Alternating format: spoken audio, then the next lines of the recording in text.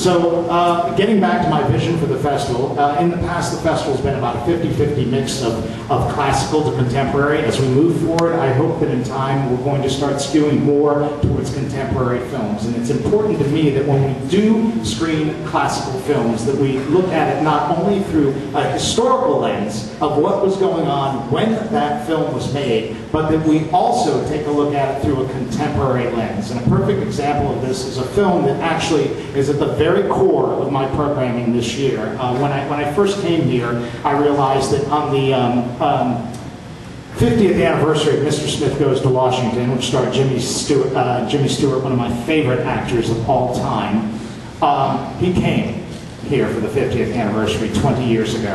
And it so happens that 2009 is the 70th anniversary of the golden year of cinema, when Mr. Smith Goes to Washington, Gone with the Wind, Wizard of Oz, so many other great films came about. And I was trying to figure out how can I weave that into the festival.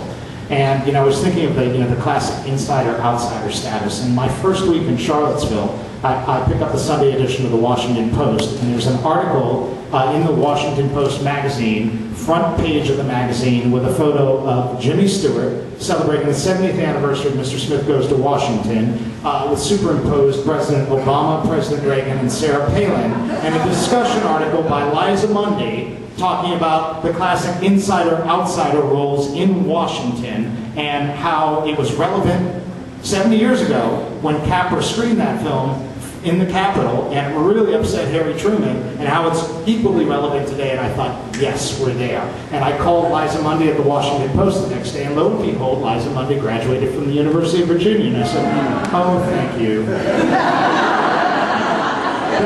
That is really cool. And that makes my job so much easier. So she's agreed to come in and chair this panel, and Candy Crowley's coming in. Professor Sabato from the Center for Politics is going to be joining in on that panel as well. And it's kind of interesting because we've upped the ante on our outreach and education. So we're doing the screening first at 10 a.m.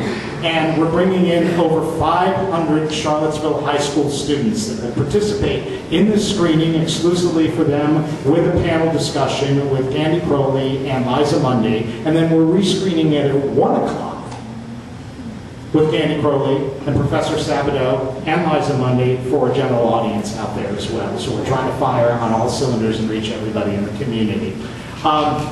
Thank you.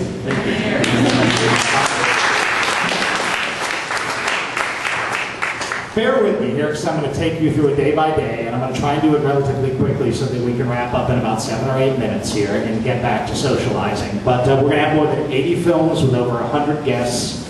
Some of the highlights. The opening night film is Marching Band, and I want to tell you a little bit about Marching Band. It's a documentary.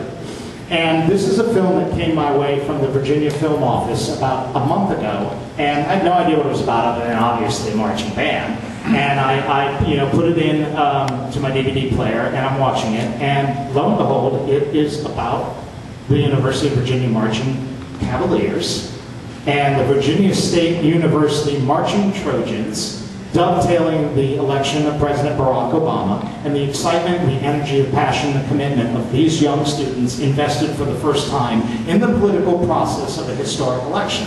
And I go, wow, this is really fitting into a lot of the political programming that I'm doing. It actually debuted at the Cannes Film Festival last year, and this will be the U.S. premiere. We're going to open up with that film. The marching band will be performing prior to the screening. And we've invited the Virginia State University marching bands to participate. These students are rock stars in the film, I gotta tell you. They're unbelievable. I think several of them should have their own television series, frankly. But they're bright, they're fresh-faced, they're engaged, they're passionate, and it's an amazing documentary. It's a love letter to the University of Virginia and Virginia State University. And I want to bring something in. I'm going to skip forward 2 days, and this is important to me because just about 10 days ago, I received a documentary on my desk called Locked Out Massive Resistance, and obviously you're all familiar with this subject. It's been in the newspaper virtually every other day, marking, not celebrating, but marking the 50th anniversary of Virginia closing its schools and locking out African American students. And it's a fascinating documentary. Professor Sabato from the Center for Politics was involved in producing this film, and It's a wonderful, powerful film, and a perfect arc and bookend to see the journey that we've taken in 50 years. And it's going to be screened on Saturday. Governor Doug Wilder will be coming in and participating on a panel, along with Professor Sabato and several of the original students that were locked out. And that's going to be, I think, both an emotional and a powerful afternoon, and a perfect compliment to marching band to see where we've come 50 years later. So that's something that's very important to my programming on so many different levels. Getting back to Friday night and opening night, after marching band, we are having our opening night gala at the John Paul Jones Arena, which is a departure. And last year we held it here. We needed to open it up and be able to open it up to the community. So I want to let everyone know, please, if you're out in that community, tell your friends they're welcome to come. We're going to be selling tickets, and we hope you'll come out to celebrate that film. We're also doing a second, not truly an opening night film, but a showcase film called Tenure, which, interestingly enough, in terms of a funny business theme, explores the struggles of a professor trying to gain tenure, and it stars Luke Wilson and Gretchen Mol. UVA grad directed it. I see some smiles out there for some people who may have gone through this issue recently. Mike Billion, a UVA grad, directed this film. He'll be in with it as well. And it's preceded by a 9-minute short called Neighborhood Watch, which won the 48-hour Richmond Film Project, I believe, as well. So we're excited to include that. On Friday, I mentioned the two Mr. Smith Goes to Washington screenings, followed by the panels with Candy Crowley and Liza Mundy. We're screening Wall Street, taking a look at the financial meltdown that happened then and the greed that was involved in the original Wall Street and what's going on now in this country. I'm excited and pleased to have Norman Jewison participate in a Q&A for The Russians Are Coming. The Russians Are Coming.